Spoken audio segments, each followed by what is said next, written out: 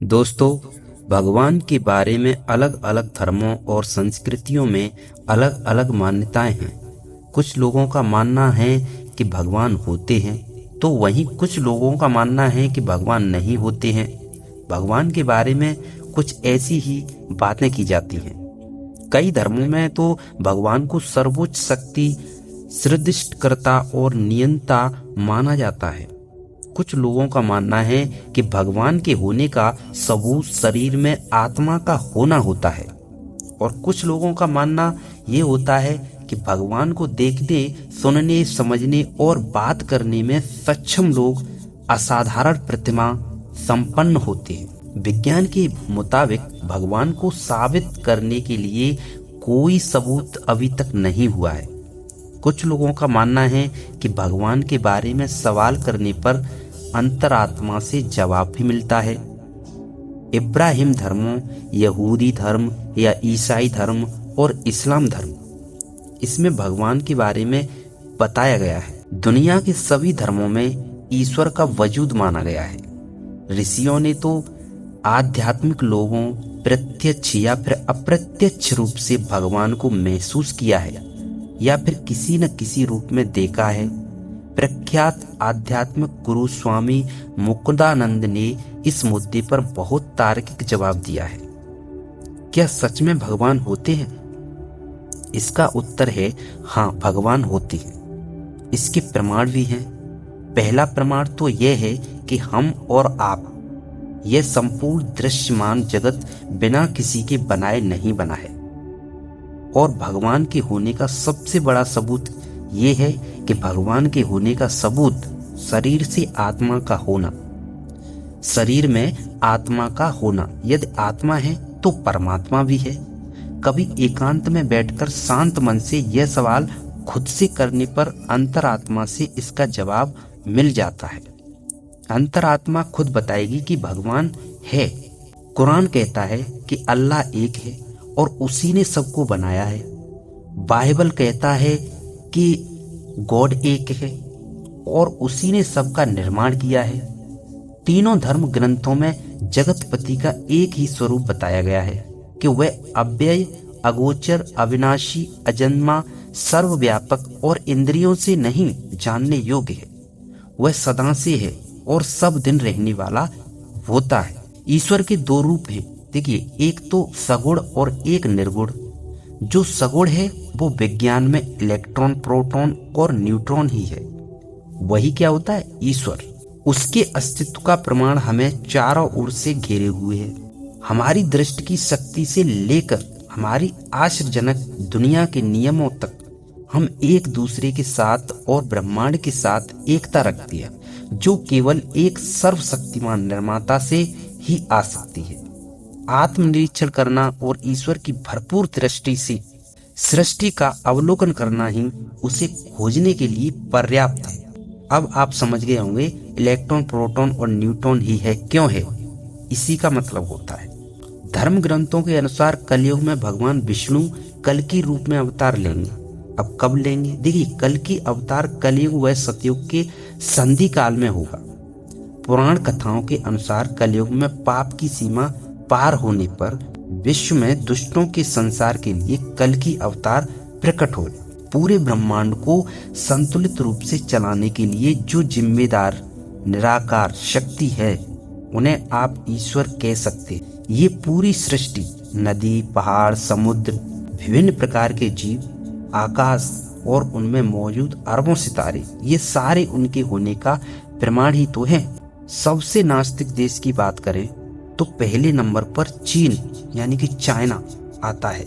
World population सर्वे 2023 के मुताबिक यहाँ पर 91% आबादी ईश्वर को नहीं मानती, ना कोई धर्म फॉलो करते। यहाँ इंसान और भगवान के बीच श्रद्धा का कोई सिद्धांत नहीं। समझ गए? चाइना में भगवान को 91 यानी कि 91% आबादी भगवान को नहीं मानती है। क्या मनुष्य भगवान बन सकता है?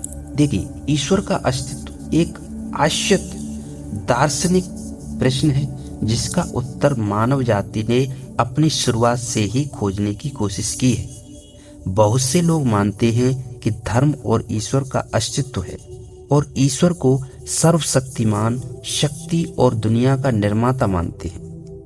इसकी तुलना में अन्य लोग सोचते हैं कि ईश्वर नाम की कोई उच्च सत्ता नहीं है। हिंदू धर्म में इसे ब्रह्मा द्वारा सृजित माना जाता है, सृष्टि के निर्माता माने जाते हैं।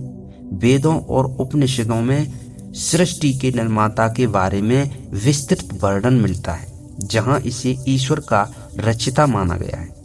विज्ञान के अनुसार संसार की उत्पत्ति बिग बैंग से हुई है, जो एक वैज्ञानिक सिद्धांत है। इसलिए ब्रह्मा भगवान को सृष्टि के परंपरागत दृष्टिकोण से सबसे पहले भगवान के रूप में माना जाता है। उनका जन्म ब्रह्मांड की उत्पत्ति के साथ संबंधित माना जाता है। पुराणों के अनुसार कलयुग के अंत में कल्कि भगवान अवतार लेंगे। कलयुग का अंत होने में अभी 4,26,875 साल बाकी है।